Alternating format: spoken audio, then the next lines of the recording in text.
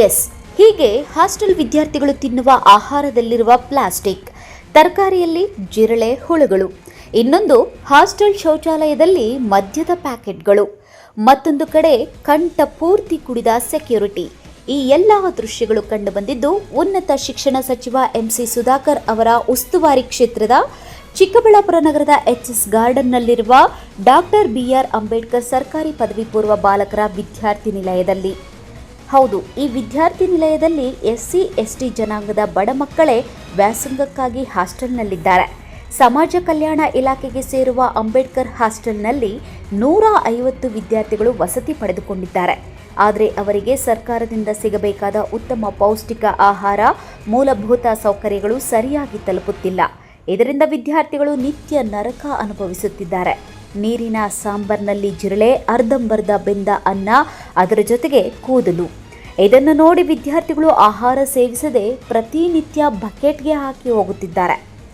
ಇನ್ನು ಕೆಲ ವಿದ್ಯಾರ್ಥಿಗಳು ಇದನ್ನು ಸಹಿಸದೆ ಅನ್ನಕ್ಕಾಗಿ ಮೌನ ಮುರಿದಿದ್ದಾರೆ. ಅಂದಹಾಗೆ ಸರ್ಕಾರದಿಂದ ಒಂದು ವಿದ್ಯಾರ್ಥಿಗೆ ಒಂದಿಷ್ಟು ಅಂತ ಮೀಸಲಿಟ್ಟು ಉತ್ತಮ ಮತ್ತು ಪೌಷ್ಟಿಕ ಆಹಾರ ಕೊಡಬೇಕು ಅಂತ ಇದ್ರೂ ಸಹ ಅಧಿಕಾರಿಗಳು ಮತ್ತು ವಾರ್ಡನ್ ಕಳ್ಳಾಟದಿಂದ ವಿದ್ಯಾರ್ಥಿಗಳು ವಂಚಿತರಾಗುತ್ತಿದ್ದಾರೆ.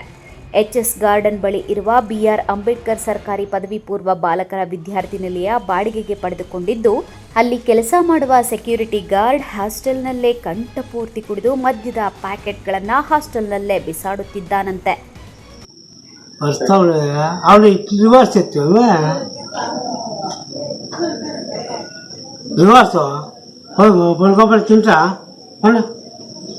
ఓదుకొని ఇచ్చేసుకొని క్లీన్గా పదకొండు రాసుకొని ఇచ్చేసుకొని రాబో ఓదుకోకుండా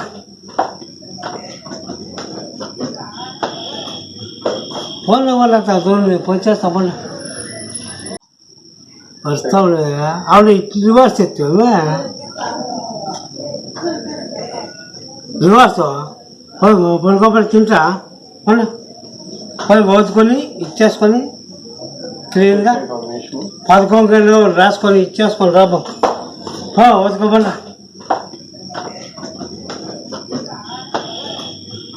ఫోన్లో వాళ్ళ దూరం పోచేస్తా పండు. 15 ದಿನಕ್ಕೊಮ್ಮೆ ಹಾಸ್ಟೆಲ್ ಬಾತ್ರೂಮ್ಗಳನ್ನು ಸ್ವಚ್ಛ ಮಾಡೋದಿಲ್ವಂತೆ. ಮಲಗಲು ಸುಸಜ್ಜಿತವಾದ ಬೆಡ್ಗಳು ಇಲ್ವಂತೆ. ಈ ಹಾಸ್ಟೆಲ್ ಊಟ ಸವಿದ ಮೇಲೆ 10 ವಿದ್ಯಾರ್ಥಿಗಳಿಗೆ ಚರ್ಮದ ಸಮಸ್ಯೆ ಎದುರಾಗಿದೆಯಂತೆ. ವಿದ್ಯುತ್ ಸಂಪರ್ಕ ಇರುವ ಜಾಗಗಳು ಕಿತ್ತು ಬಂದಿದ್ದು, ಇವನ್ನೆಲ್ಲ ಕಂಡ ವಿದ್ಯಾರ್ಥಿಗಳು ಮೂಲಭೂತ ಸೌಕರ್ಯಕ್ಕಾಗಿ ಅಂಗಲಾಚಿದ್ದಾರೆ. ನನ್ನ ಹೆಸರು ನಿತಿನ್ ಅಂತ.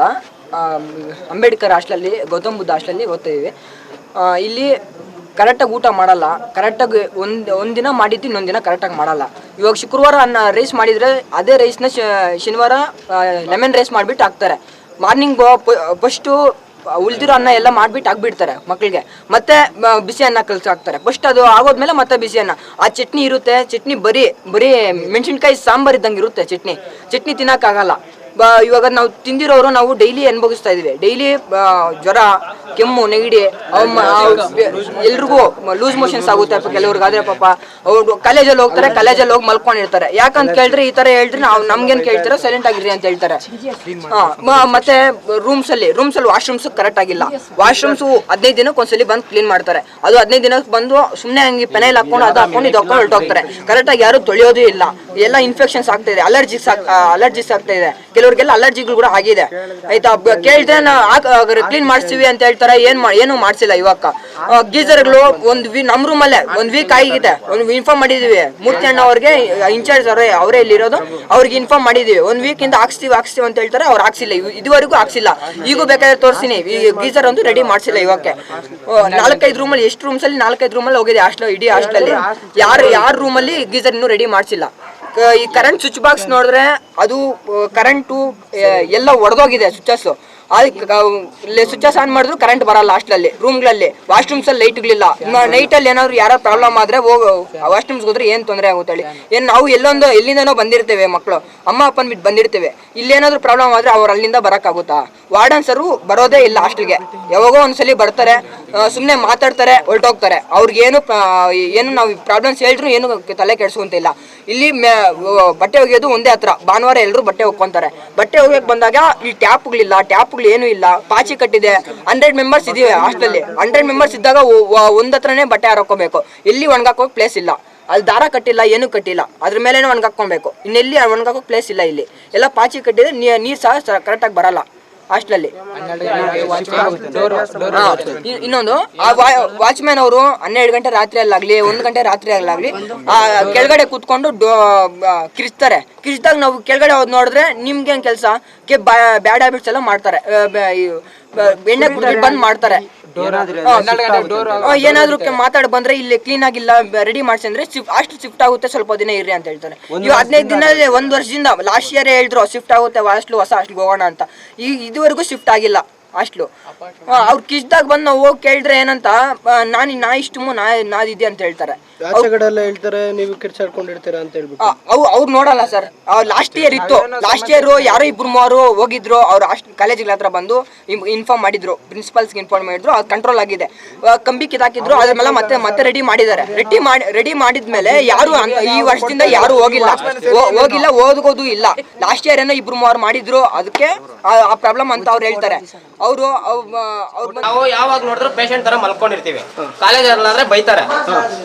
ನಾವು ಯಾವಾಗ್ಲೂ ಮಾಡಿ ಸಾಕು ಫಸ್ಟ್